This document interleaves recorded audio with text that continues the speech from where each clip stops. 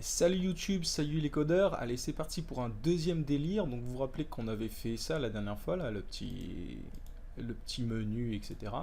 Bah, deuxième délire, on va s'occuper des icônes, oui, qu'on va pouvoir les passer la souris dessus, les sélectionner, et puis on va pouvoir les drag and drop comme ça, et puis avec un petit effet de particules. Alors je sais pas si on aura le temps de tout faire dans cette vidéo au moment où je la tourne, là, on verra bien. Donc soit on fait tout d'un coup, soit on fait le drag and drop d'un côté, et puis l'effet de particules d'un autre côté. En tout cas, voilà, c'est ça l'effet. Il y a combien de lignes de code? Donc il y a donc dans le main, il y aura quelques petits trucs à rajouter. Et puis il y aura un module entier qui fait 150 lignes de code à tout casser. Donc on se retrouve tout de suite, le temps que je nettoie le code et que je reprenne une page vierge. On se retrouve dans un instant.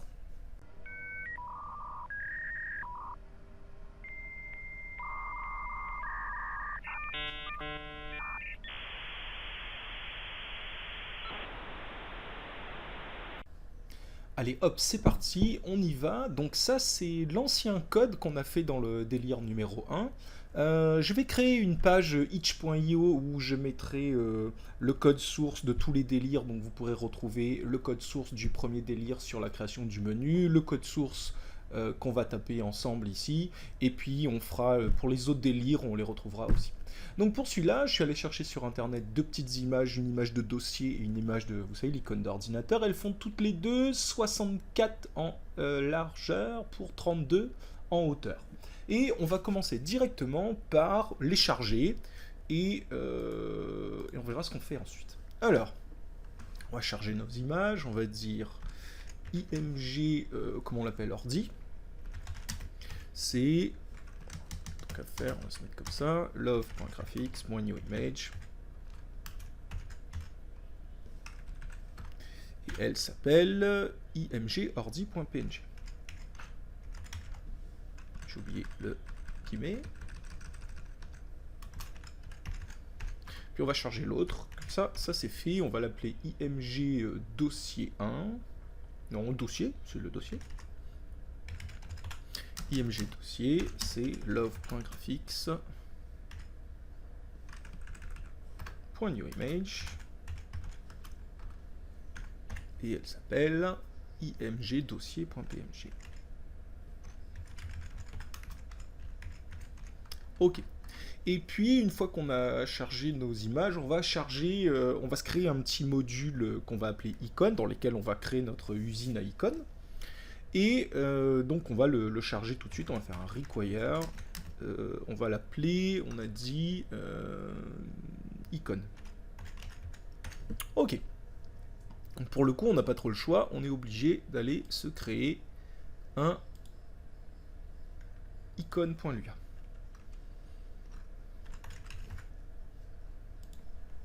Ok. Dans ce menu icône, c'est ici qu'on va fabriquer notre usine à icônes. Alors du coup, il faudra qu'on gère une liste d'icônes.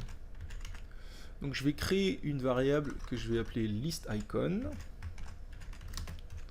qui est une table et dans laquelle on va lister toutes les icônes qu'on aura créées. Sous nos icônes, on va écrire le nom de l'icône, donc par exemple ordinateur ou des choses comme ça. Du coup, on va utiliser une fonte. Je vais prendre la fonte de base de Love 2D, sauf que je vais la rétrécir un petit peu parce qu'elle est un peu grosse. Et donc, je vais l'appeler icône fonte. Et puis on va mettre love.graphics.newFont. Et juste, on va lui passer la taille de la fonte, on va mettre 11. Voilà. Et maintenant on est prêt, on peut fabriquer nos icônes. Donc pour ça on va se faire une sorte d'usine à icônes, qui est juste une fonction, qui va prendre, qu'on va appeler create icon, qui va prendre des paramètres. Alors on aura besoin d'avoir les coordonnées de notre icône sur le bureau, donc px, py. On aura besoin d'un nom et puis d'une image. Ouais, ça devrait suffire. Et puis, ce qu'on fait, c'est qu'en local, on se déclare une icône qui va être une table. Et à la fin, on return cette icône. Alors, qu'est-ce qu'elle aura comme champ, qu'est-ce qu'elle aura comme propriété, cette icône? Elle aura un X, qui est en fait PX. Elle aura un Y, qui est PY. Elle aura un nom, qui est PName.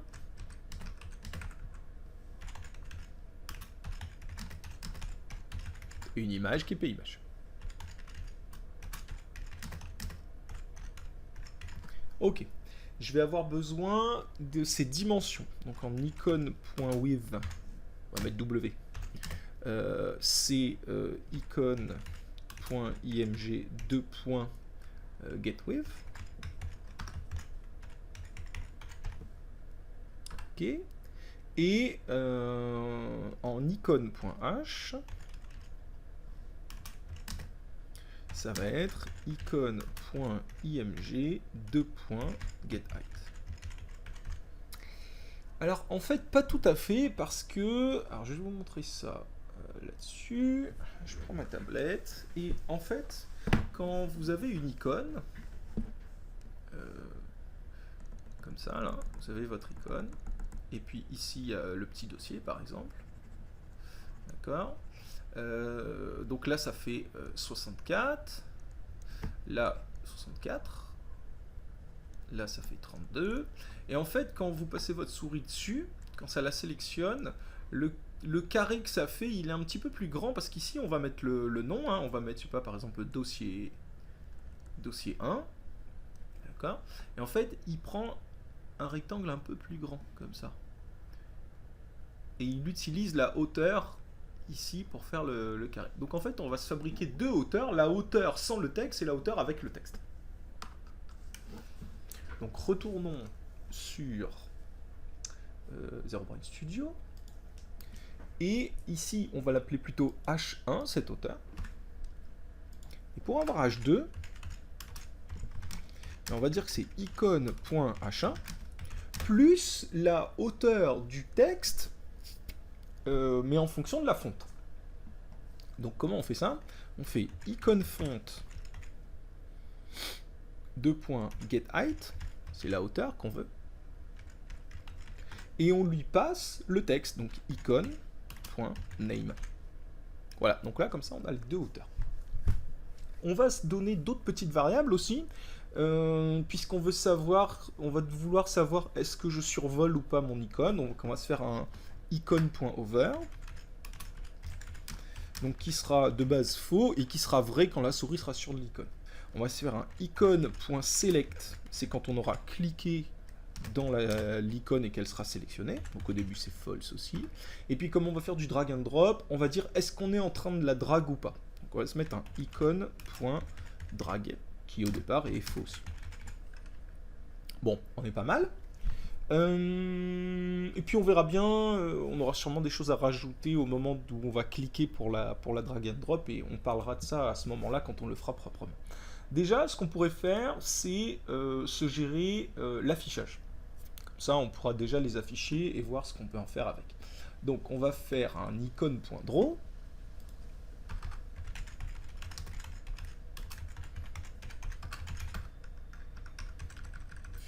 Function. Ok. Et dans cette icône.draw, en fait, on aura trois états. On aura l'état d'icône classique normale. On aura l'état où la souris est par-dessus, mais l'icône n'est pas sélectionnée. Et l'état où l'icône est sélectionnée. Et suivant le cas, on fera soit on affiche juste l'icône, soit on affiche l'icône et par-dessous un rectangle un peu transparent. Ça sera le mouse over. Et puis si l'icône est sélectionnée, on fera un rectangle un peu moins transparent, un peu plus opaque. Donc on a déjà des booléens qui gèrent ça, on a icône.over, icône.select, donc il n'y a plus qu'à dire dans tel cas on fait telle ou telle chose. Donc en gros ça va faire ça, donc if icône.select then quelque chose, else if icône.over, donc un else if then autre chose, and, et puis dans tous les cas, on va dessiner, on va draw l'image de l'icône et on va afficher le texte. Donc pour draw l'image de l'icône, on va se mettre dans la bonne couleur, love.graphics.setColor 1. On va mettre la bonne fonte, love.graphics.setFont icône fonte. Et puis maintenant on affiche l'icône, love.graphics.draw. Alors qu'est-ce qu'on affiche? Icône.img, à quel endroit? À icône.x, icône.y. Ah, ça c'est fait. Et on va afficher le texte par-dessous. Moi j'aime bien utiliser les printf, parce qu'ils gèrent déjà le fait qu'on veut les centrer ou les mettre à gauche, etc. Donc love.graphics.printf. Alors on veut printf quoi? Icône.name. À quel endroit? À icône.x.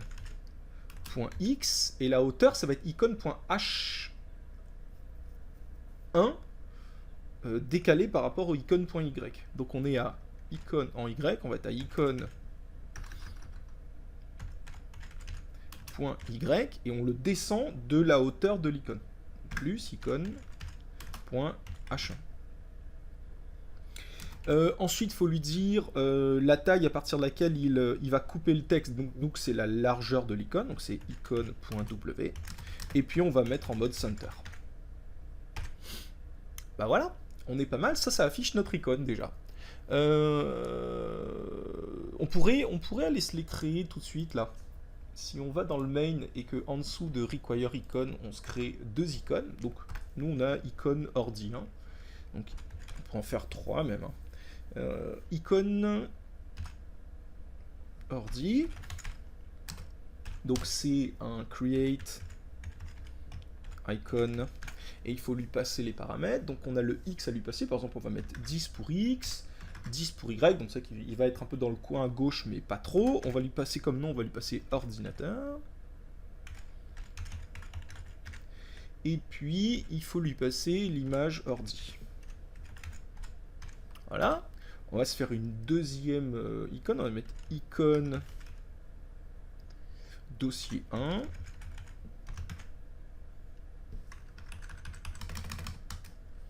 On va récupérer ça. Alors on va pas lui passer 10, on va la mettre à côté. Donc on va faire icône ordi.x, comme ça ils seront à la même hauteur. Et ici on peut mettre... Qu'est-ce qu'on peut mettre Ah non, c'est plutôt le contraire. Je vais la décaler un peu vers la droite. Donc icône ordi x plus icône ordi.w. Voilà, plus un petit bout, tiens, plus 10. Ça, on la décale vraiment. Et le y, on peut laisser icône ordi point y. On l'appelle pas ordinateur, on l'appelle dossier crocs. Et puis on peut s'en faire, et donc on va pas mettre img ordi, on va mettre img dossier. Puis on peut s'en faire une troisième. img dossier 2. On va l'appeler dossier YouTube. Et puis on va la mettre, encore à côté. Donc je peux laisser. Hop. Ici on va mettre ça. Ici on va mettre ça. Ici on va mettre ça. Ok, donc on a créé nos 3 icônes. On va les rajouter dans la liste. Comme ça, nous quand on gérera les icônes, on les gérera avec la liste entière. Donc on peut faire un list icône. On va faire une sorte de dictionnaire. List icône, crochet, on va lui donner le nom. Égal, icône ordi. Voilà. Après, list icône, crochet, et on lui passe le nom. Donc c'est dossier crocs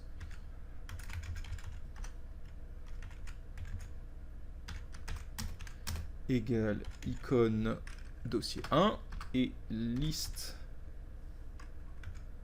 icône crochet dossier YouTube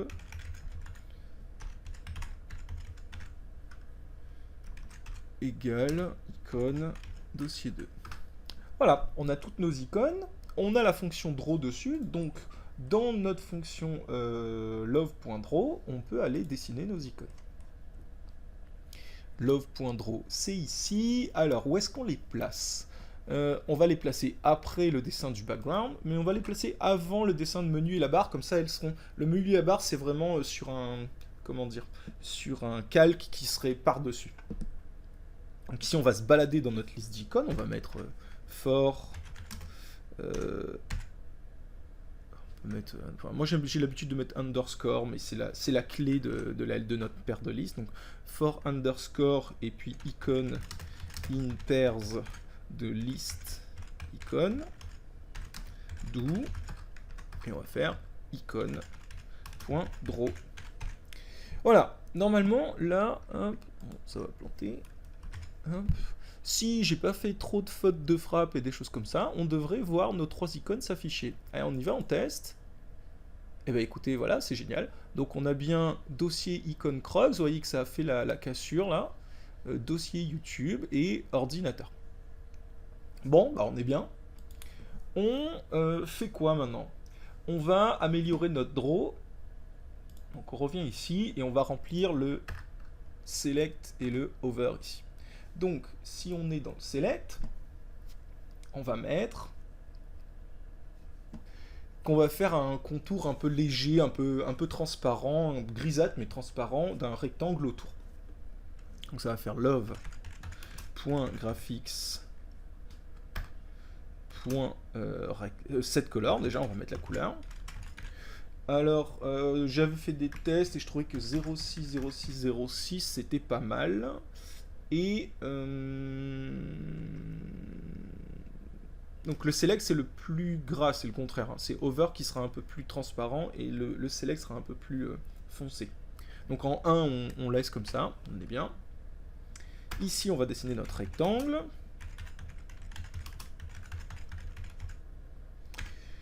Donc on le file et puis on le met à icône.x, icône.y, icône.w et en hauteur on met icône.h2. Alors on va se rajouter un petit paramètre, vous savez c'est pour rendre le bord des rectangles un peu plus rond. Donc si vous mettez rien, il vous fait un carré pur, et puis ici il vous donne en fait le rayon du petit arc de cercle qu'il y aura sur chaque bord. Donc on va mettre 5, ça devrait bien passer. Puis ici on refait la même chose, on reprend le même code. Sauf qu'on va changer la couleur, on va mettre du quasiment blanc. Et puis, on va pas mettre fill, on va mettre line. Voilà. Là, on a notre système de rectangle sur select. On reprend ce code-là et on va juste changer les couleurs. Donc, au lieu de mettre 06, 06, 06, on va mettre du 05. Et on va mettre un alpha à 0,5. Et ici, on va mettre du 0,7 et avec un alpha 0,5. Voilà, on teste. Alors, j'ai oublié une virgule. Du coup, j'ai dû oublier là, et là, et là. Voilà, donc qu'est-ce qu'on a? On a... Non, ça marche pas parce que j'ai pas d'update. Et oui, je change pas le truc. Imbécile. Bah, on va se faire une update tout de suite. Donc, icône.update.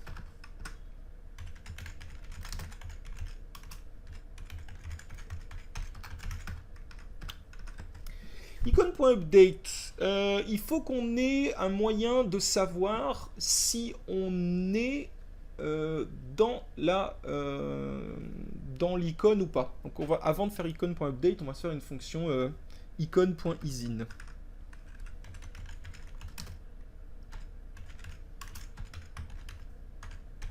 Qui va prendre des paramètres mouse X et mouse Y. Et puis, si j'ai mis un X ici, on va mettre un majuscule là. Et puis elle va nous renvoyer vrai si ce couple mouse X, mouse Y est dans la tuile, quoi. Et sinon, non. Alors, en gros, donc,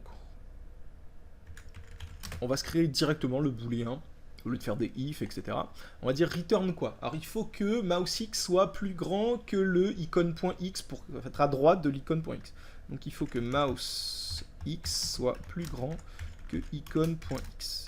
Il faut aussi que mouse X soit plus petit que icône.x plus icône.w.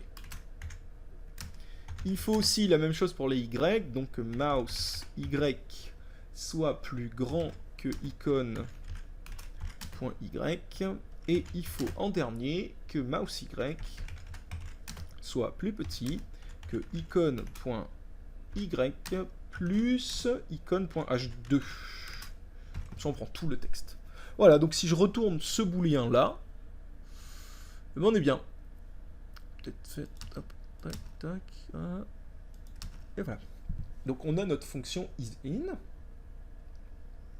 Donc dans notre update, on va dire quoi? On va se mettre en local justement un mouse X, mouse Y, et on va dire que ça c'est la position de la souris, donc c'est love.mouse qui nous donne ça.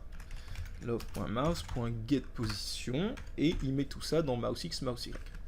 Pourquoi ça met un Y à tous les coups en majuscule et pas le X? Et puis, on va gérer le fait qu'il soit over ou pas. Donc on va dire if quoi? Icône.isIn de mouse X, mouse Y. Donc, si je suis dans mon icône, alors je peux dire déjà que icône.over égale true.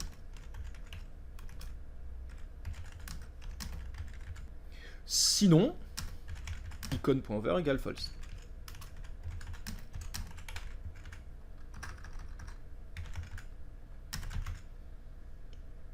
Ok. Pour le clic, c'est-à-dire pour le système de sélection, il faut aller faire ça dans le main en fait. On va se créer le... On va récupérer notre mouse pressed ici, là. Et en dessous... Alors attendez, ça ferme quoi ça? Là on est dans le if du bouton. Voilà, c'est là, à cet endroit-là. Donc si je clique, il faut que je regarde si je suis dedans. Et si je suis dedans et que je clique, j'inverse la sélection.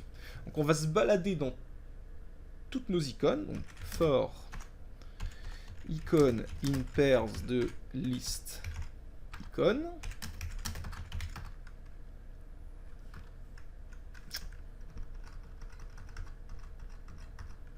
Un peu de ménage.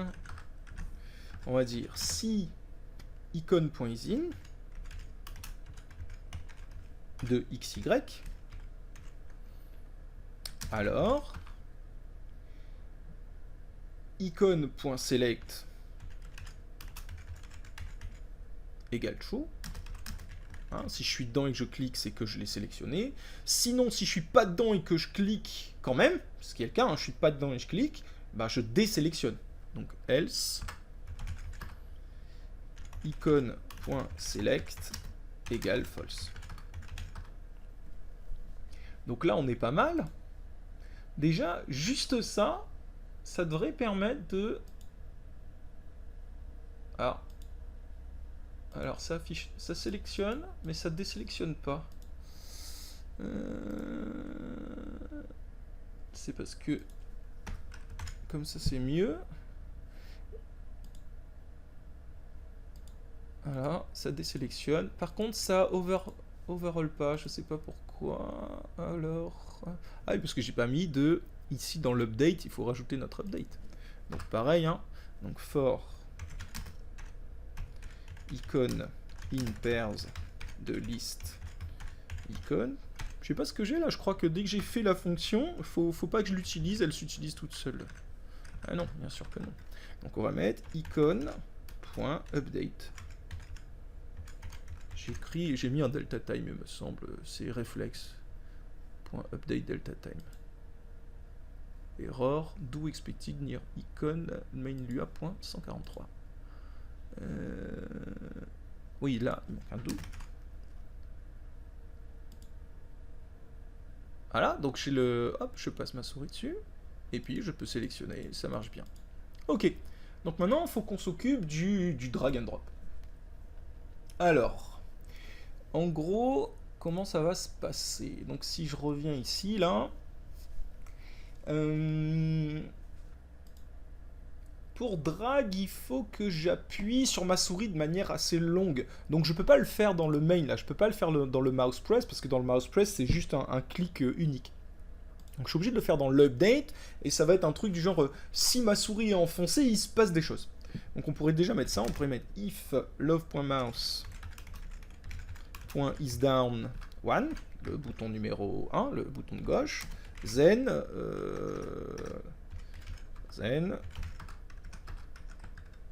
gérer le drag and drop. Alors, dans le drag and drop, il y a deux choses. Il y a mettre en place les conditions du drag and drop, et après, il y a draguer vraiment, quoi. Donc, on va découper le code en deux. On va se créer deux fonctions. Une fonction qu'on va appeler, disons, setDrag.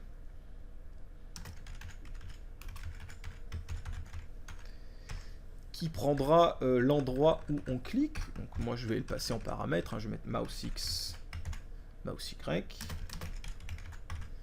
Et on verra bien ce qu'on met dedans. Et puis une fonction qui drague vraiment.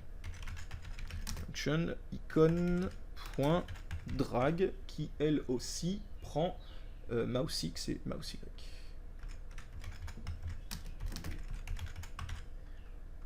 Voilà. Et faut que je fasse attention, parce que vous voyez que là j'ai un paramètre, enfin j'ai un champ qui s'appelle icon.drag, j'ai une fonction qui s'appelle icon.drag, donc elle je vais l'appeler différemment, je vais l'appeler .onDrag. On verra est-ce que je suis en train de draguer ou pas. Ok. Je vais vous expliquer ce qu'on va faire. Pour faire mon drag, en fait, quand j'ai mon icône, quand j'ai mon icône, je vais le faire, je vais effacer tout. Voilà. J'ai mon icône, elle est là. Ok. Comment je la drague en fait? Ce qui est important, c'est, je vais cliquer sur l'icône. Donc imaginons que je clique ici. Je vais mettre M comme mouse, d'accord? Et puis moi, mon point que je veux bouger, en fait, c'est celui-là, parce que si je dois déplacer mon icône, c'est ce point-là que je dois bouger. Donc en fait, il y a la première étape là qui va être notre fonction icon.setDrag qui doit récupérer ces données là.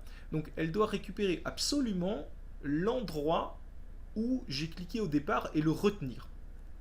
Donc nous il faudra qu'on se rajoute des champs quand on fabrique notre bouton qui est de retenir l'endroit où on a cliqué avec la souris. Donc il faudra un icon.mouse à un moment. Il faudra un icon.mouse. Et puis en même temps, il faudra se souvenir qu'au moment où on a cliqué sur la souris, il faut retenir la position de X à ce moment-là. Parce que nous, notre position icon.x, icon.y, elle va bouger, mais il faudra qu'on retienne ce moment-là, où on était quand on a cliqué la première fois. Pourquoi? Parce que quand je vais draguer après, donc je suis là et je commence à draguer, ça veut dire que le coup d'après, peut-être que je suis là. Si là je mets MI comme initial, et puis je vais mettre MF comme mouse final. Donc en fait, je veux draguer comme ça. Donc ça sera ma nouvelle position de mouse, et ça sera l'ancienne position de mouse que j'aurais retenue dans icon.mouse. Et bien, où est-ce que je veux mettre mon icône? En fait, je veux appliquer le déplacement vectoriel qui est là, je veux l'appliquer à mon point rouge. Donc, je veux faire ce déplacement-là. Et ça sera le nouveau icon.x, icon.y. Du coup, vous voyez, je veux fabriquer une sorte de parallélogramme, là, comme ça. Voilà. Donc je veux que le vecteur blanc soit égal au vecteur rouge. Donc ça va donner un truc du genre. Ça, il faut qu'on les retienne. Je sais pas, on mettra icon.offsetx. Bon, ça veut dire que c'est des offsets. D'accord? Donc en gros, le vecteur icon-offset, qui est le vecteur rouge, je vais peut-être le mettre en rouge. Hop. Donc lui là, c'est icon-offset. Et il sera égal à mouse final, donc le mouse, hein, moins icon.mouse si vous voulez. Donc en fait, moi comme ça je connais, ça je connais, ça je connais, donc pour calculer ça, j'aurais juste à faire ça, plus mon offset. Et je récupérerai icon. Et ben c'est parti, on va coder ça. Donc, on repart sur Zero Brain Studio. Hop. Et on y va. Donc notre set drag, il faut qu'on arrive à setup tous les trucs dont on a besoin. Elle est où ma fonction set drag? Elle est là.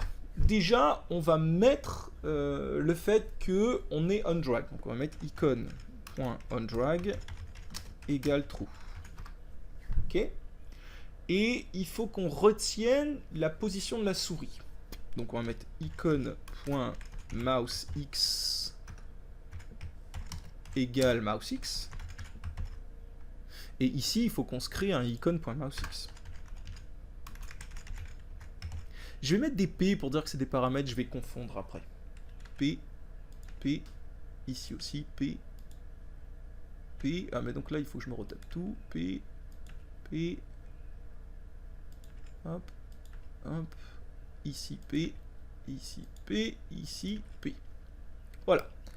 Donc icon.mousex, au départ, je m'en fous, je peux mettre à nil. Hein. Je vais mettre tout à nil. Icon.mousey à nil. Donc je répète que ça, c'est instancié, enfin on lui donne des valeurs quand on clique justement dans la case pour commencer un drag and drop, et on dit que c'est les positions de la souris à ce moment-là. Donc ici on va mettre icon.mousey, et c'est p mousey. Ok. J'ai besoin aussi de retenir mon offset. Donc ici, il faut que je me crée aussi icon.offsetx que je vais mettre à nil. Et icon.offset y que je vais mettre à nil. Ok. Et ici, je fais icon.offset x qui est en fait tout simplement icon.x, c'est-à-dire l'endroit où l'icône se trouve quand je clique à ce moment-là. Et ici, icon.offset y égale icon.y. Est-ce qu'on est bon? Je trouve qu'on est plutôt bon. Donc voilà, à ce moment-là, j'ai mis en place tout mon setup de drag. Et quand est-ce que je l'utilise dans ma fonction update? Donc ici, là, gérer le drag and drop. En gros, on va dire, quand je clique et que je laisse le bouton affiché, on va dire si je suis en drag. Donc icon.onDrag. Et ben, à ce moment-là, je vais vraiment draguer. Donc c'est la fonction qu'on n'a pas encore codée, mais on va la coder. On va mettre icon.drag. On va lui passer mousex et mousey, les variables locales qui sont ici là. Mousex, mousey. Sinon, ça veut dire que je suis pas en mode drag, que mon icône elle n'est pas passée encore en mode drag. Donc c'est là que je vais mettre le set drag. Donc il faut que quoi? Il faut que je sois dessus et qu'elle soit sélectionnée. De toute façon, a priori, elle devrait être sélectionnée. Mettons quand même. Donc on va dire else, si, je peux faire un else if, hein. Else if icon.over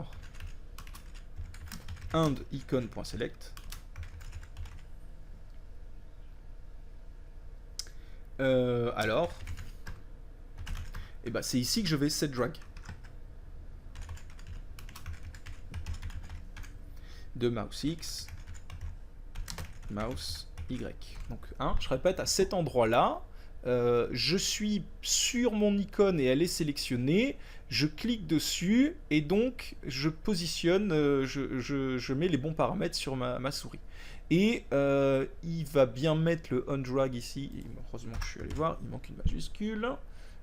À true. Et on est parti. il faudra aussi que je gère le quand je lâche la souris. Donc si love.isDown1, ici, else, il se passe des choses. Et le indiferme ici. Est-ce que je peux peut-être décaler tout d'un cran? Voilà, ça sera peut-être mieux.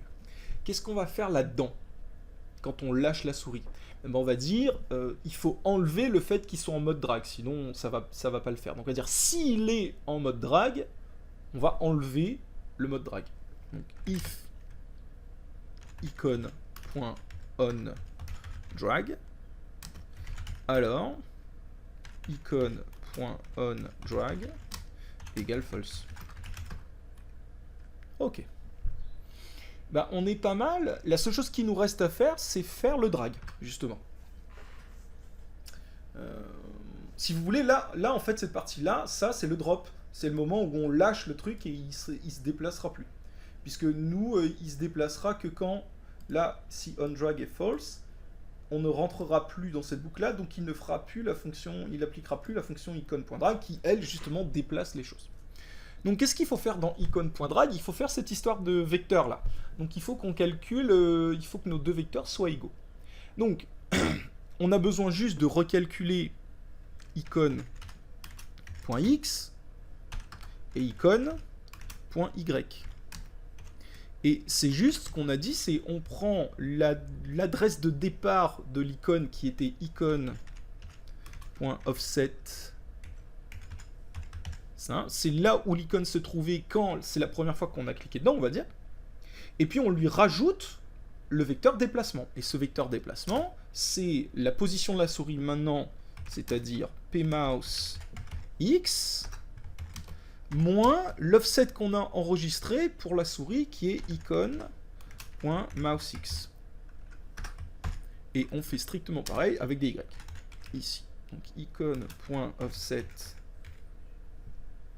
y plus pmouse y moins icon.mouse y. Bon, j'ai l'impression qu'on est pas mal là. Est-ce qu'on peut tester? Testons. Alors, hop, je prends ma souris, hop, et bah, ça y est, ça sélectionne et je peux la déplacer comme je veux. Bah, on est bon. Bon, on va s'arrêter là pour ce délire. Et prochain délire, on fait le... j'ai oublié l'effet de particules, promis. Allez, à bientôt YouTube, et en attendant, délirez comme il faut.